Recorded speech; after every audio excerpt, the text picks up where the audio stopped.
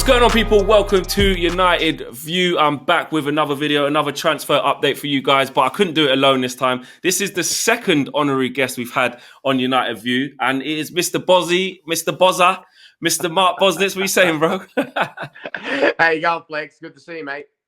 Wicked, man. I'm glad to have you on. What time is it where you are, man? It's probably some crazy Right time. now, it's 8:10 at night, so on Monday night. So there would be like about 11:10 Monday morning, correct? Yeah, that's exactly what time it is. Yeah, There you go. he's down under. He's down under, man. I'm an expert. All those years spent in England, thinking to myself, I've got to ring Australia, but I've got to get the times right. So I know exactly how it goes. The time difference.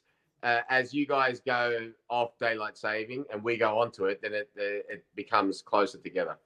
Exactly. I'm getting notifications on my phone in the middle of the night. It's like 4 a.m. Mark's like, did you see this goal? Did you see this goal, Flex? Did you see this goal? I'm like, Mark, mate, I'm sleeping. But no, we got a lot to talk about, man. We got a lot to talk about. Man United are, there's a lot of noises coming out of Man United, which is very good. We've already got the acquisition of Jadon Sancho, which we'll get onto. But the breaking news kind of over the last sort of 12 to 24 hours, Fabrizio Romano has broken that Man United have stepped up their pursuit of Eduardo Camavinga and are making progress in attempts to sign him. Rennes are open to selling him now because they're going to lose him on a free next year for 30 million euros, which is the best part of 25.7 million pounds. United trying to address the central midfield area, Mark. Yes, they are. I mean, the last time we spoke, you asked about the areas that I think needed strength, and I thought all throughout the spine, with the exception of the goalkeeper. Jadon Sancho is a fantastic signing, but coming on to Eduardo, I think you and I, we've spoken about before how young he is, the fact that he can play pretty much all over the midfield, but his preferred position is a defensive midfielder. His age is another factor as well in terms of the future going forward. And with the amount of games that's going to go on for Manchester United, as normally goes on, but I would say especially next season, and big games are going to be important games. I think that Ollie and the coaching staff will realise that they've got to have quality backup and a quality squad. And as we've seen in all competitions, let's go back to the famous treble side of 1999 when Sir Alex Ferguson realised because of the amount of games that they had to get 4 top line strikers, which they did. And that's just from that moment gone on and on and on. And it's actually now transferred. Even you have a look at the international level with the amount of games, and now with the fact that you can make some 5 substitutes as well. It's so important to have quality to come off the bench. I would assume that it'd be very difficult to convince the likes of Ed Woodward and people like that to say, should we pay 30 million euros for somebody who's predominantly probably going to be sitting on the bench at the beginning? But that is the way for the top flight clubs if they really want to be successful because of the amount of games that they've got to play. So really looking forward to that. I think it'd be a really good deal, and I think it's a good time to do a deal because, like you just mentioned, if you wait 1 year, well, Rennes, the French club, will know they're losing for absolutely nothing. So, like you said, making all the right noises, and so Manchester United should be. Until they get back to that very top, they should be the ones making the running and making all the noises. Yeah, I think, and for you guys watching at home as well, I think for me, our priority had to be a centre half, which we'll get to Varane and those talks, and obviously clearly our priority was Jadon Sancho because that's the one we've got over the line first. But also central midfield. I think if you ask the fan base, some are split on what the real. If you said you could only have one, probably half would choose a defensive midfielder and half would choose a centre back. I think it should be the centre back followed by a CDM or another central midfield player. And I'm liking the noises. Nobody signed yet. This is early, and Camavinga fits the bill. But like you said, he is young. It isn't, he can't just come in and be one of the best midfielders in the league straight away. We've got to give him time. But, it definitely looks like something positive to me. But how do you see, in terms of the midfield options we already have, and you said that we need to strengthen, do you feel like someone needs to leave, though, to be able to accommodate him? Or if he does arrive with who we've got, would someone have to be out? Yeah, so far as I'm concerned, if I'm looking at it from a Manchester United perspective, say from the club's perspective, from the coaching staff, I wouldn't want anyone to leave. There may be pressures from the very top on the financial side to say, well, okay, if we're going to bring him in, maybe, Nemanja Matic or someone like that, maybe, we sort of say to them. The other consideration that everybody has to bear in the back of the mind is the individual players as well. If the individual players that are already there, the likes of Fred, McTominay, people like that, if they turn around and start not getting the game time they feel they deserve, they could turn around and say, look, listen, I want to leave. that's a real joker in the pack, because once a player says he wants to leave, invariably 9.5 times out of 10, probably a little bit more, they usually get their way. And there's no good having a player around who doesn't want to be at the club anyway, especially a club like Manchester United. That type of scenario can affect the whole dressing room. And, it's okay when things are going well, but things start going, not so well. You need everybody standing together. If you've got an unhappy player there, that makes it nigh impossible. So, like I said, from the coaching staff, Manchester United perspective, I want everybody, because I want as many options as I possibly can have. Because, like I said, in my opinion, with the Champions League, I believe that we'll go even further in the Champions League. We won't be going to the Europa League this season. And, with the games that, in my opinion, they're going to be very, very important in terms of if we're going to make a serious challenge to Manchester City. So if that's the case, that means, you might have a round of 16 game in the Champions League. You might have to play Juventus over 2 legs, and all of a sudden on that Saturday you may have, I don't know, pick any team you want. I don't know, Spurs away, which, okay, you've beaten Juventus. It's absolutely amazing, but you know what? Those players are physically and mentally a little bit tired, especially the ones that have been involved in the Euros as well. Let's take that into consideration. But you still need those 3 points on that Saturday, because it's very, very important. And I think that's going to be a real big thing for Manchester United this season. 100%. I mean, looking at the squad depth as well, I've always said that I want us to be stacked in every position. I look at the likes of City, not so much Liverpool, but their way of playing has just helped them, and they're all good. But and that's Chelsea's stacked. Yeah, sorry to interrupt you. See, that's all good, but you got like I said, the real joker in this pack is going to be the individual players. Because individual players want to play as much as they possibly can, and to get somebody to come to your club.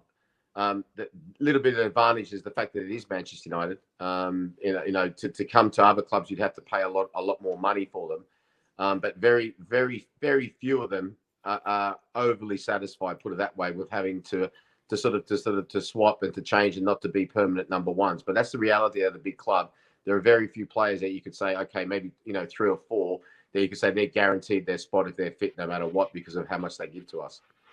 Absolutely, and we do have a few shoo-ins for sure. Let us know in the comments what you guys think about Mark's thoughts on Eduardo Camavinga, and just in general, how far do you think we should be going for him? How much do you think we should be paying for him? And what sort of impact do you think he can have, bearing in mind like what Mark was just saying? Would he be on the bench for a little bit over the likes of McTominay still? I mean, I don't know. I would like to think not. But initially, that could be a thing with him being so young. But for me personally, my opinion is that that's a deal that I think we definitely need to get done. £30 million or £27 million, whatever million euros is definitely a snip for me. Let's get to the signing we have made, man. What are you saying about Jadon Sancho, man? Like, are you buzzing? Are you excited? Yeah, absolutely over the moon. I think if you go back to our last interview, I said I think that is the main priority, and I think we all had a glimpse of what he can do against Ukraine on the weekend for England, and the fact that he's English as well is for me is a massive thing. I think it's always important that if you've got homegrown talent. When I say homegrown, obviously I don't mean it, man, but talent from that actual country, it does make a massive difference.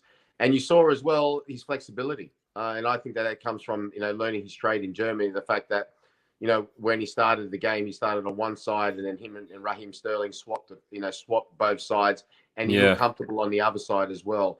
And adaptability is a mark of a genius. That is so important. And I think you're seeing more and more of that in world football, adaptability with tactics. What a quote that is, Mark. Adaptability is that. I tell you what, mate, I'm going to put Mark Bosnich, inverted commas, on top. 2021. Adaptability is a sign of a genius, did you say? I love that. Yeah.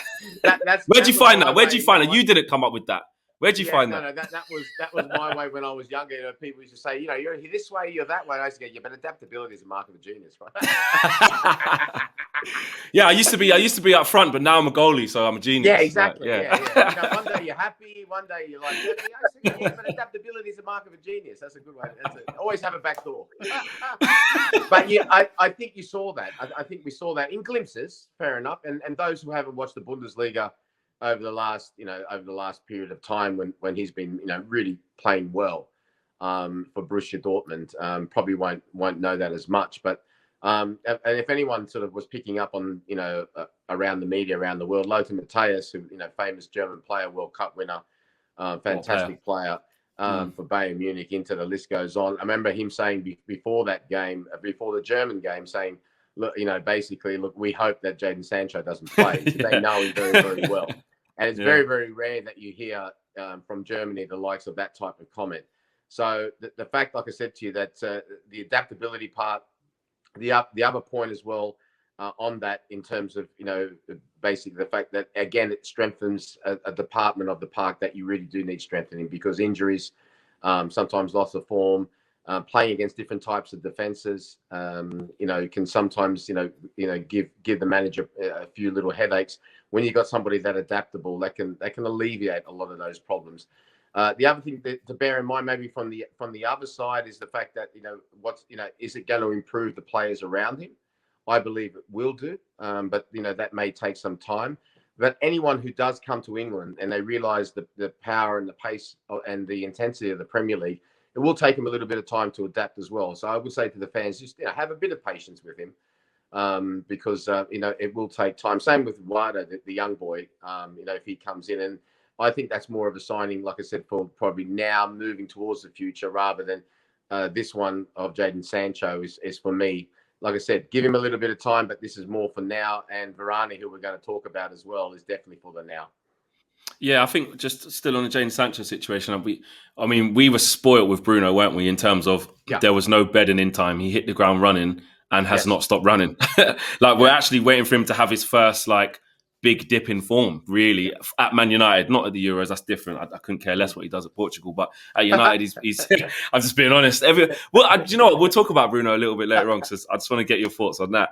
But what I would say is on Jadon Sancho, you kind of touched on it there, but how patient do you think we do have to be? Because like you said, this is a player who's spent a good few years over in Germany, tearing it up. Yes, he's in the England squad and knows us very well, but do you think his game is the sort of game that would take a while to adapt to our playing style and the Premier League, or do you think he'll kind of hit the ground running? Yeah, I like I said, that's what I wanted to clarify. I think if people listening to that will say, well, what are you trying to say, Mark? Is he going to hit that? I think it will be one of them, maybe a couple months at most. And I really think then he'll get, the most important thing will be is to develop an understanding with all the players around him. Yeah. And for them to develop an understanding with him. And that comes from training with the players day in, day out. And I mentioned his adaptability. But, too much of anything can sometimes be a bad thing. So, sometimes if you're too adaptable, people don't get a sense or a feel of playing around you. But that comes with training with the boys and playing games. Now, you got to think to yourself as well, himself and a few others as well who have been involved for so long, they'll probably get a little bit of extra time off. So they won't have time to bed down in training like some of the boys who will probably back in training. Well, they'll be back in training probably, I would say, in the next certain amount of days. So that will add a little bit more time. The other thing will be the mental and the physical fatigue of going through the Euros. And people might say, oh, yeah, but he's only had one. But it doesn't matter. You're part of that squad. You're there. You're preparing yourself like you're going to play. So that's why I'm sort of saying, I'm not saying giving me, years or whatever. But it's coming home as well, so he's got to have to celebrate that as well. You know what I'm saying? I hope it does. I really do hope it does. So just to be patient with him at the start and to understand. And Manchester United supporters, for me, are as football intelligent as any supporters that I know anywhere around the world, and I'm sure they will be. The other thing, to bear in mind with him as well is that, like I said to you, that the fact that, he has, gone overseas and learnt in a league which is very, very technical, it will add something different. There's no doubt about that. It will add something different. And this is where the likes, like you mentioned, Bruno, the likes of Pogba, whoever else is playing into that midfield, even the people who they decide is going to play behind him, whether it be a wing back or a full back, or wherever they're going to play. And I'm sure they will, because I think players are much more accommodating these days, just to make sure that they get that understanding as quick as they possibly can, so they know. And if he's used in the right way, for me, the biggest thing with your best players is to find them time and space. If you can find, and that's up to the manager and the coaches, you find your best players like your Brunos, time and space, they will cause damage to the opposition.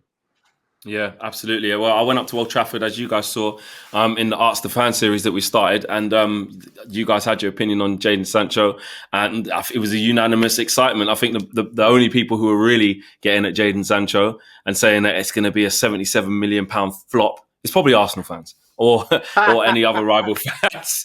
Do you know what I mean? They're all hating. They're all hating on us, Mark. Do you know what I mean? They're all hating on us. They would love that. They would love that. Let us know though about your thoughts and opinions on Jadon Sancho. I'm pretty sure they're going to be glowing. Maybe there's some of you a little bit more cautious though, but obviously Mark's saying as well he expects him to do pretty well after the first initial couple of months of settling down. Mark, the next one, centre back. Like we've seen Harry Maguire at the Euros, really doing well. Victor Lindelof got fairly far, and then but a couple of errors as well of his game. But in general, even at Man United, there's need there for a new centre half. Or partnership, should I say? We're tracking Raphael Varane. There's reports that there's talks between us and his camp. We know he wants to leave Real Madrid. The price has been put on his head by Florentino Perez. How would you see Varane as an addition to our squad? Exceptional signing. Watching him for a very, very long time, even back to the days when Mourinho first played him at Real Madrid. An exceptional player who can play right back if he needs to. Centre back, obviously, his preferred position. He can play in a 3. He can play in a 2 if it's a partnership. And this, for me, even though we're talking about it third, and then I think Jadon Sancho, and rightfully so, will get the most publicity for his signing as an attacking player. This one, I think, could be absolutely like an absolute key if Manchester United were to make a serious challenge to Manchester City. Like I said, very, very adaptable. And can play in a whole lot of positions, has authority, and one that when I first saw it, I was just as excited about as I was last season when I first started talking about Sancho.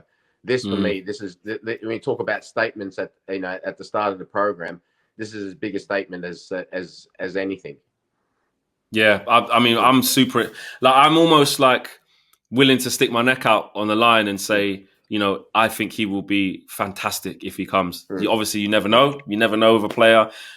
He's been playing, 10 years plus at Real Madrid. Fantastic player, won everything there is to win. And he's played, obviously, next to the best of the best in Sergio Ramos. But I honestly think him alongside Harry Maguire, I think he complements all of the deficiencies that Harry Maguire has, whether it's pace, one-on-one, running back towards the own goal in a one-on-one situation. I just think they would complement each other perfectly.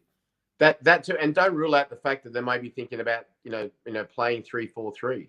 Because I've seen that a little bit. Yeah, he is, and we saw the success that Thomas Tuchel brought at Chelsea with that, and we've seen it. We've seen it in the Euros as well with plenty of sides.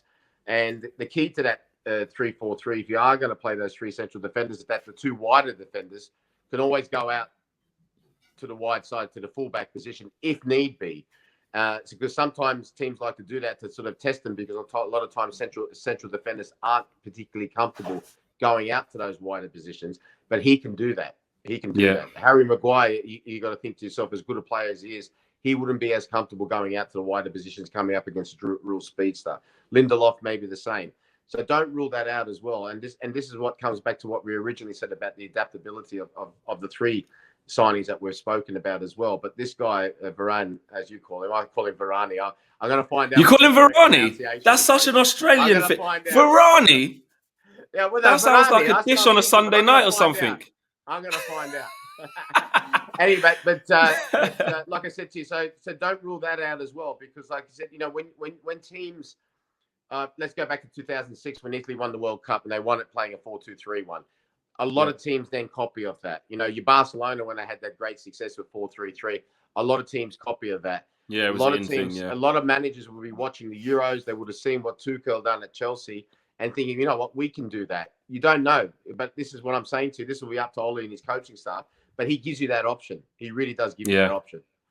We'll talk a little bit more about transfers, but just before we move on, and let me know what you guys are saying about Raphael Varane. I think I know what the answer would be. I haven't seen many Man United fans saying, no, waste the money, don't do it for the best part of £45 million.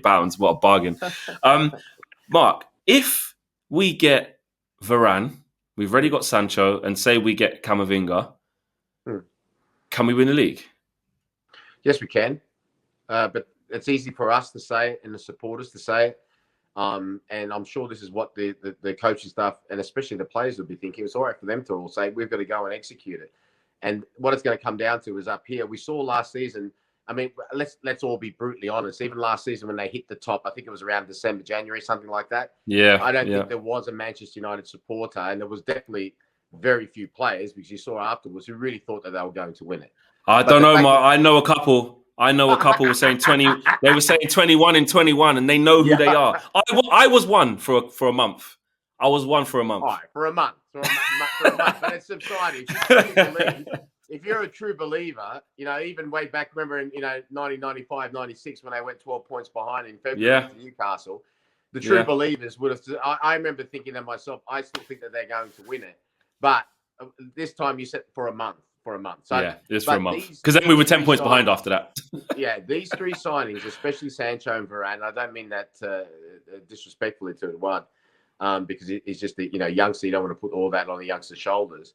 Coupled with the players that are already there, yes, I do believe it, but they've got to believe it. They've got to eat. They've got to eat it. They've got to breathe it. They've got to truly believe it. So it's going to take a lot from a mental perspective, because you're coming up against one of the great teams that we've seen in Premier League history.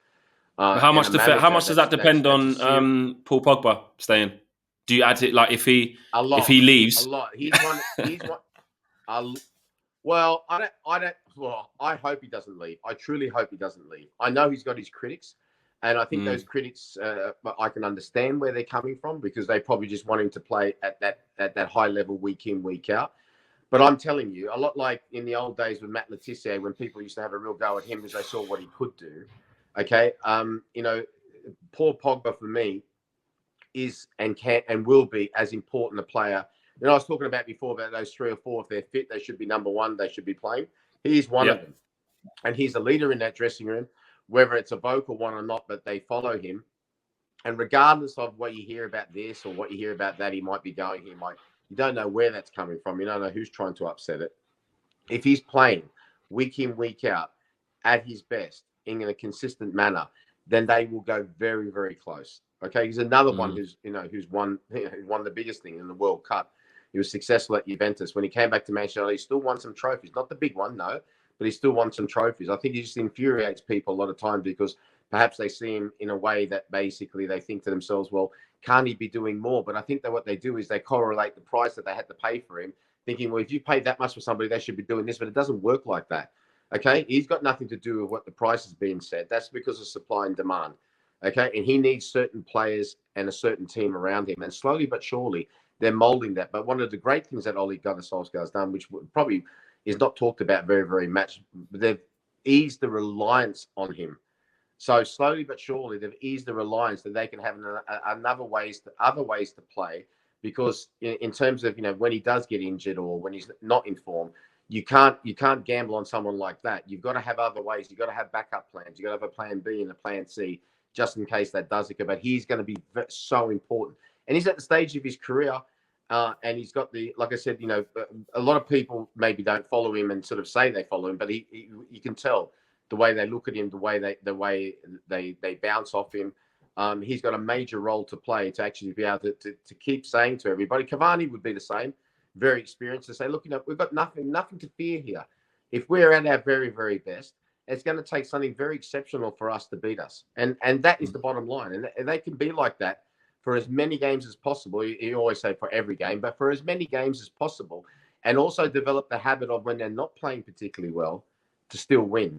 That is a sign of a truly, truly great team, that when you don't play well, you still pick up points and you win. And this is where you're coming back to your man, Varane, being so important to that defense, because there's going to be times when they're tired, when they're not playing particularly well. Everyone wants to beat Manchester United. They're one of those teams. When you get the fixture list at the start of the season, there'll be a lot of teams who would turn around and say, when do we play Man United? When do we play Man City? When do we play Liverpool? Manchester United are one of those teams. So this is why it's important. Like I said, the mentality is going to decide whether or not that thing that I said to you before, that I do think they can win it, will come true or not. So basically, Mark's saying it's about the retention of Paul Pogba playing a key aspect or key role in us mounting a title challenge next year, along with the signings that you said. Your gut feeling, though, because we've left it so late and now he's going into his last year, we have to obviously have talks with him. Is your gut feeling that, he may not sign a new deal? And if he doesn't sign a new deal, should he be sold straight away, or do you still try and get a year out of him and say, all right, go on a free? How do you see it if he comes back off his holidays and says, I don't want to sign? Yeah, that's why you are who you are. That's an excellent question. Look, if he doesn't want to sign, they should make him an offer that's a correct offer. Put it that way. Yeah. An offer for what he's worth. Maybe not exactly what even his agent. Well, his agent will be asking, maybe not what Riola thinks he's worth. It should be an offer that you can always turn around and say, we did everything we possibly can for him. Yes. But if he decides that he doesn't want to sign that contract, the bottom line is this: Manchester United, from a Man United perspective, Man United should come first. There's no doubt about that. Then they should start entertaining offers, because I don't think he's the type of player that you would be sitting in a meeting in a boardroom saying, this is the type of player that we can afford to lose for free. Yes, when people say, it's Man United, when I say afford, not in terms, I'm not talking about from a financial perspective. I'm just talking all from that. I'm just talking in terms, I just don't think that type of quality of player, it should be allowed that he goes for free. However, in saying that, always bear this in the back of your mind as well, because I've been in this position before and I left for free. And because when contract talks with me and Aston Villa broke down, I was determined to leave for free. And they were in a very similar situation in terms of, well, what do we do? Do we play him? Do we not? They ended up playing me while I was there, even though I got. Well, what was that like for you? Yeah. Well, it was fine because I'd sort of been as upfront. I said, look, I'm not signing for that because I can earn such and such and I can do this at another place. I understand totally if you're not going to play me, but I will be leaving for free. So I was prepared to go, okay, I'll stay on the bench and this, that, and that. But again, coming back to what I said originally as well, and you're talking about somebody I just said here who I believe is so powerful in that dressing room. I don't think it'd be a good thing to sit somebody like that on the bench for the whole year. Okay, I really don't. Not from the players, not from the club's perspective, not from anyone. And you don't know deep down, Flex, he may think it's time for him to go. And in which case, that's another thing, yeah, exactly. The best deal possible. And like I said, the other thing as well, I think one of the best things that Ollie's done is that they've diminished the reliance that they have on him. But him going will be a massive hole to fill. You got to think to yourself, if you're looking for midfield players around the world, there are not too many that you would say, oh, he's better. No. There's not really. No, I don't think there's any. There's a lot of them you're going to go, oh, he can go. There's another one down here in France or whatever. He's a once in a generational type midfielder and one of the best in the world. On his day, the best in the world. So it's a very, very difficult situation. But the fact that he hasn't signed up until now, my gut feeling is I don't think he will. I hope he does, but I just don't think he will, because when you let your contract go down to that year and a player in that type of position, that's what I'm thinking. But you never know.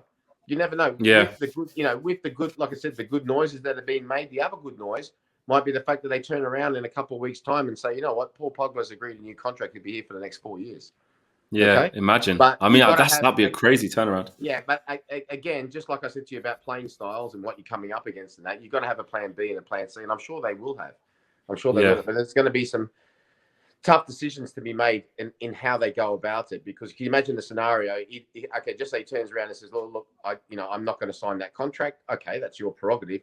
Then what does Ollie do? Because if he's fit, even though he's not staying, but if he's fit, he can win you games on his own. So it's going to be so difficult. And you know what? It might not even, Ollie might be saying, look, listen, because there are times, regardless of what people say, there are times when no matter who the manager is, no matter if it's Sir Alex, no matter who it is, that people from above them, who they work for, remember, turn around and say, I'm sorry, so-and-so plays, or I'm sorry, so-and-so doesn't play for us for a specific reason, whatever that may be.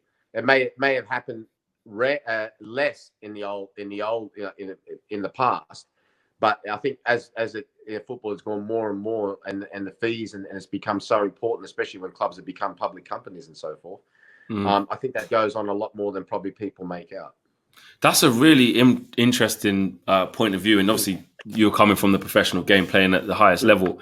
Like, imagine that scenario. I'll put it to you guys at home as well. Like, imagine if Ed Woodward or John Murtough or whoever it is, even above that, even the Glazers say, well, he's a big asset, he's staying, even if, maybe Paul Pogba said he wants to leave, or vice versa. what I wonder what sort of pressure is being put on Ollie. So let me know your views in your comments in the boxes below. And, massive, yeah. And the reason I brought up Sir Alex, there would have been times in Sir Alex's career where, like I said to you, where he would have had to have done what he's told. But I wouldn't say I guarantee you, but I would say more likely than not, there were other times that he could, because he was doing so well, because he'd won the treble or because he'd won the double or what, that he was that powerful at that time. He could turn around and say, look, I'm okay, thank you. Like basically there. But at this stage of Ollie's fledgling Manchester United career, I don't think he's quite there yet to be able to turn around and say, look, listen, and these are things that will go on in back rooms and all that. And like I said, I've been Ollie's biggest supporter and I still will be. Number one, because of, the man he is. Number two, he was an ex-teammate of mine. And number three, because of what he's achieved. I know it was disappointing that we didn't win that Europa League. I mean, we lost on penalties. But, like I said, and you saw the shenanigans that have gone on down with Tottenham, in terms of, you're not telling me that those managers that have knocked it back beforehand, I don't think it's to do with the money that they've been offered. I don't think it's to do with the club that it is. I think it's to do with the control that they were promised or not. So there are varying forms of control. Some clubs will say, okay, manager, go ahead and let's see what happens. Other clubs pull the reins in. It happens everywhere. Everywhere. So that's going to be such an interesting. And what I'm fearful of, and this is that this doesn't become a sideshow during the season. Can you imagine that? First 10 games, you win 7, you've drawn 3, you're equal top of the table, and this thing raises an ugly head. Exactly. Right, exactly. That's why it's got to get sorted. It's got to get sorted now. If anything, if the wheels start going off, then you got an issue. Then you got a massive issue.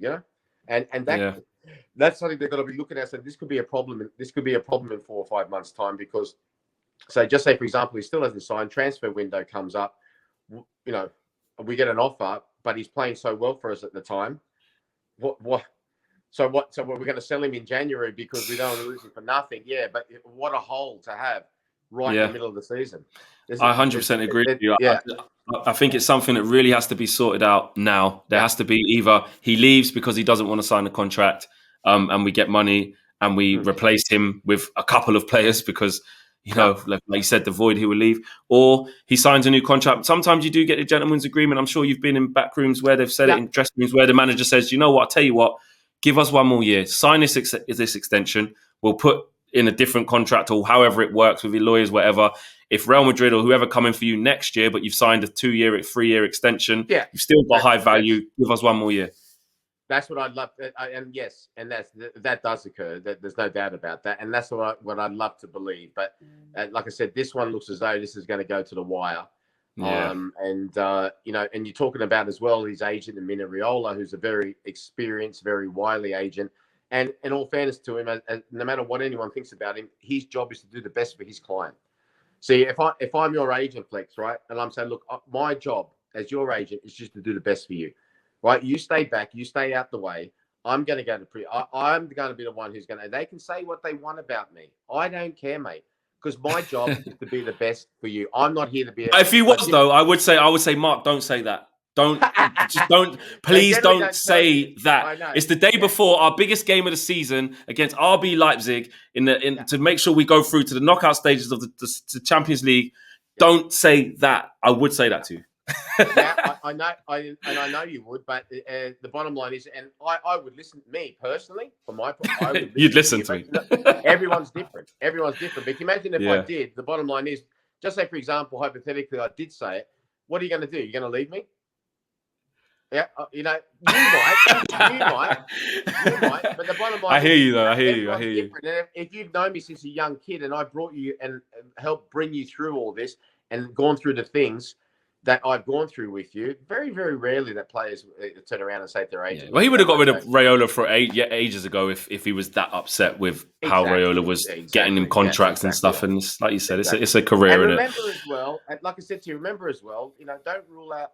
There's always people trying to scupper other people as well, to try to cause, throwing grenades to try to cause problems when there aren't any. So, and then sometimes people, because of lack of information or disinformation, they get the up, and all of a sudden they say, well, hang on a minute, are we okay or not? What's going on?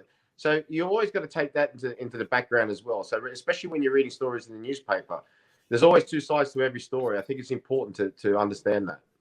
Absolutely. Let us know your thoughts and views in the comments in the boxes below about Paul Pogba and everything we've spoken about so far with Mark.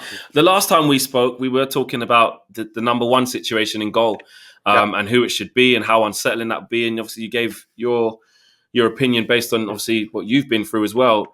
Since we've spoken, has there been a lot changed? Well, the talks are that David De Gea is set on staying, and it looks like we're going to have two good goalkeepers, one world class in my opinion, on big wages, etc. And David De Gea is happy to stay.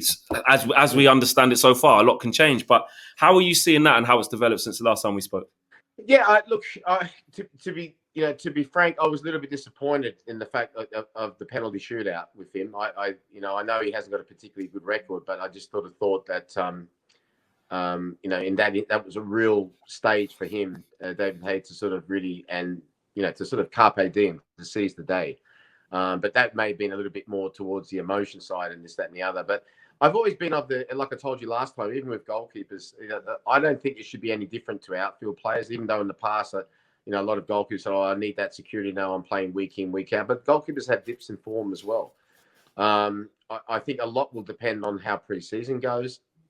Obviously, neither goalkeeper have been playing in the Euros, so that, even though from a mental perspective, they might have sort of been, sort of there with the team. For a goalkeeper, it's a little bit different for a player, because you pretty much know, unless there's a send-off or an injury, that if you're number two, you're number two. And I'd be watching them very, very closely, and to see how they were training. And I would, if I gave one the nod, I would also say to both of them in the same thing. Look, I'm giving David the nod, or I'm giving Dean the nod, or whatever. To say the other one is it's open slather, i.e., if you mess up, then you'll lose your place. Simple as that. I'd also be rotating them in terms of the European games. I think that's a good idea as well. And then coming around, but this should be for the whole team. Coming around the final furlong of the season, say from about January, February onwards, you need to settle. You need to settle on your number ones, because then hopefully, touch wood, they'll be in the last 16 of the Champions League, and then you'll have what they say between 10 to 15 games, in the league. The FA Cup and the League Cup may be ones that the other goalkeeper can play in, but those two I'd be settling on, not only my goalkeeper but my team, my team pretty much, barring injuries and suspensions. I'm not after, like I said to you, after this little period, after last time I was pretty strong on David De Gea being number one. I'm not as strong this time. What's changed? I would have been. I just think that I was just, to be honest, I was just disappointed. I thought penalty shootout. I know people then reminded me of his record in the past, but I thought, especially against the Spanish team, the penalty shootout, I was just a little bit disappointed, to be honest. I expected a little bit more from him. Nothing to do with anything else, but I thought he was a much more agile goalkeeper. And I thought that was a big moment. And I think like I said, he needed to seize that moment, and he didn't, and it cost us. So I'd be, like I said, to be watching him very, very closely in pre-season. Right now, if I had to choose right now, I'd probably maybe start De Gea, but I'd be watching him very, very closely. But it's not as much of a gap as I had in my mind the last time we spoke. Are you surprised, last thing on the keeper situation, are you surprised that David De Gea, I mean, we still don't know, but are you surprised that he hasn't looked for a move away because he thought, I'm not gonna be number one, or he's got a big contract, just had a child, probably settled? Do you think there's a little bit of that plays? So. And look, you don't know the situation as well. I mean, the last time that the situation arose from Spain, he definitely had teams that were, and big teams, that are on the level of Manchester United who were ready to take him, who were ready, that was that story on transfer deadline day. It was pretty much already done. And looking at, say, with the COVID situation and looking at what happened with the European Super League, and reading in between the lines, looking at the financial situation of the likes of Real Madrid and other clubs, they've taken a massive hit. A lot of clubs around the world have taken a massive hit. Just somewhere it's easier for them to shield. And I really don't think that he would get that type of money in Spain right this moment in time. And the fact that Spain are looking, clubs in Spain are looking to sell some of their best players tells me a story in itself as well. So he's probably thinking to himself, like you just said as well, look, I've got a massive contract here. I've still got a massive chance of being number one. that that sort of maybe need to go back or to play what isn't what it was. And remember, a week's a long time in politics, but a day is in football. So that's what I'm thinking. I'm sort of thinking that you can just sense it, you can feel it, because before it was like one of them. You sort of thought, oh, is he going to go? Is he going to stay? Now all of a sudden he's saying, he wants to stay in that. So, and this is why another reason why I'd be thinking to myself, if I was Ollie, okay, fair enough, that's great and all that, but I ain't guaranteeing either of them anything. I want them to fight just as hard to make sure they're going to be on their toes, aren't they? They want to be number one. That's it. Let's see who really wants to be number one. Because the bottom line is, I'll be thinking to myself, the bottom line is, David, like 2 years ago, you wanted to go, or as recently as a year, you wanted to leave. All of a sudden, you want to stay. Well, okay, fair enough, great. I'm happy for that, but it's not going to automatically guarantee your number one spot. There's talks that Tom Heaton wants to be number one as well, mate. Just come in as number 3 keeper. I mean, you've been you've been around, third choice keepers, and I know their job is to keep the number 1 and number 2, keep them bouncing, keep them on their toes. And look, like you said, training every day, you never know. Someone might get about a flu, someone gets injured, you're in, mate. How do you see the third choice keeper? Just explain that as a keeper, because a lot of people kind of get it a bit misconstrued. I can't remember sort of. But for me, always a third choice keeper, you have one who's got a great deal of experience, who is a really good trainer, enthusiastic, around the team and so forth, and is also ready to go in as number 1 when called. And that's, it's people will turn around, and they're right in a way. A lot of people turn around and say, "Oh, if you pay me X amount a week, I'd be number 3." Okay, fair enough. But it's not easy to keep doing that, knowing pretty much that you're not going to play, and then when you go to play, you've got to be ready to do it. So I'm happy, and I'm happy Tom Heaton has pretty much come back to Manchester United. He was there as a young kid, and it was unfortunate the injury that he had. But again, why not? That's the type of competition for places they're going to need, pretty much all over, to help take them to that next level. And they need to get to that next level, because how long has it been now since they've won the title? It's approaching. It's 2013, exactly. Yeah, it's approaching quite some time, and like I've always said, the biggest fear that I had when Sir Alex left was that we become, no disrespect to them, but we become Liverpool like they were during the sort of the 90s and the 2000s, 100% until they won the title. It's nearly 10 years now, man. Yeah, well, they are. It's heading towards a decade. It seems like yesterday, right? That Sir Alex left. That's gone by like that. So it's crucial times, and I don't think, like I said, the bottom line is, we used to be the number 1 club in terms of financial clout. That's been gone for quite some time. And we used to be the number 1 team, and that hasn't been the case for some time. So it's going to have to take something extraordinary, to make sure everything is going to have to be in place. And one of those keystones for me is the fact that there's going to have to be competition for places. And like we spoke about at the start as well, you want to look at that bench and say, wow, you know what? I remember once my old physio, Aston Villa, Jim Walker, who played in the Derby side under Brian Clough way back in the early 70s. Remember him turning around once to me, and I was actually on the bench. I'd just come back from injury at Aston Villa. Michael Oakes was playing, and we're playing against Everton away. And it was when we were under Brian Little, really good side. And he looked at he looked at me, and I said, what are you thinking? He goes, I'm just looking at our bench. We've got a real chance for the title this year. And I was like, wow, I've never heard somebody just say, I'm going to look at the bench. I thought, look at your team's losing 4-0. Yeah, I don't care. I'm looking at the bench, by the way. No, he goes, it's an excellent starting 11. There's no doubt about that. But if you look at the bench as well, that really tells me something. He won a title before with Derby, so he knew. So that's exactly what the type of shape and it's taken about, and it's going to have to be, because let's sort of all take off our Man United hats and just put our football hats on. Manchester City are an exceptional side, and it's going to take something exceptional to beat them. Yeah, absolutely. There's a couple of things I just want to touch over before we finish off. Anthony Martial this year. Is it make or break for him? Is it last chance saloon, or is it as you were and be patient? How do you see it? No. I think it's make. I wouldn't say last chance saloon is maybe a bit harsh, but you could say make or break. Yeah, either he sort of, like I said, makes the position his own and sort of comes out amongst all the pack and says, look, this is what I want to do, or it may be best for him and the club, perhaps at the end of the year, depending on his contractual situation. I mean, he's got left to say, look, listen, maybe we go somewhere else. There's no doubt about that. Because only so, I'm always a great believer in giving people an opportunity. Go back to, I know, time is of a premium these days, and it's like gold dust. But my greatest experience was with Fergie himself. I mean, it took the guy 4.5 years and some really bad times. Yeah, proper. Sometimes People forget that. the crowd, People forget that. yeah, the crowd would stay back and 25,000 people would stay back and basically call for his head. I remember people coming down to beat him up at the Cliff training ground because they were that pissed off with him. Jeez. So I'm always from that experience indented in my mind. It's important that people get time. Now I know maybe it's not like it was all those years ago in terms of that long, but so people deserve a chance. But once they've been given the right chance, which I believe Anthony has, then if things aren't happening, then I think it's best for the player and for the club to say, okay, well, maybe it might happen for you somewhere else. Yeah. Okay. Bruno Fernandes. There was a lot, not really from Manchester United fans, more rival fans, etc. But I did see a few Man United fans sort of maybe getting a bit worried about his form in the Euros, etc., etc. And then I started seeing a little bit of slander on his name, etc.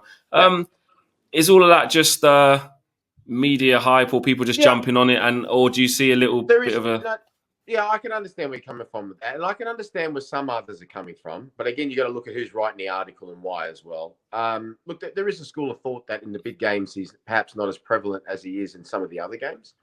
But as we've seen at Manchester United when he's played, he's been outstanding since his signing. Overall, he's been outstanding.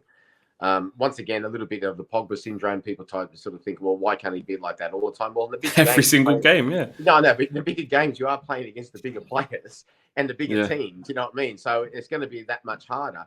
In terms of Portugal, the style they played, the style they played until they departed really, and they went a goal down. Is a very counter-attacking defensive way. That they play, and it's very difficult for someone like him. What they try to do is to try to create space in behind. They try to draw the other team on them so they can have the likes of Ronaldo running in behind. Well, Ronaldo's the best player. You try to put your team in a way that's going to emphasize his qualities the best. That doesn't necessarily mean that Bruno's qualities are emphasized in that type of way. Yeah, good point. And I actually think he was just, as quite a few players that looked a little bit tired, both mentally and physically. But like I said, he's playing in a team that were playing counter-attacking football, basically until they got knocked out against Belgium in the round of 16, where they went down and they had to come out. Yeah. So, but he's been overall outstanding for Manchester United, and I'm looking for him to be, even more influential as time goes on. And I wouldn't take too much notice of it. And like I said, a lot of it is like basically people turning their noses up and trying to look for something, something to hit you with. If somebody's been really good and all of a sudden they have a little blip, they go, oh, well, look, every time in big games he's not been as influential. And I think to myself, well, yeah, I know. You're saying big games, but big, like I said to you, you're playing against the biggest players on the biggest stage. Okay. But if you have to do a report card from when he's come and for the price he's paid, I think he'd be getting pretty high marks. Absolutely. I 100% agree with that. And the last thing is outgoings. If I just throw a few names at you, Jesse Lingard, Diogo Dalot, Brandon Williams, Axel Tuanzebe, Phil Jones. Maybe he will. Maybe he'll stay and carry on doing what he does.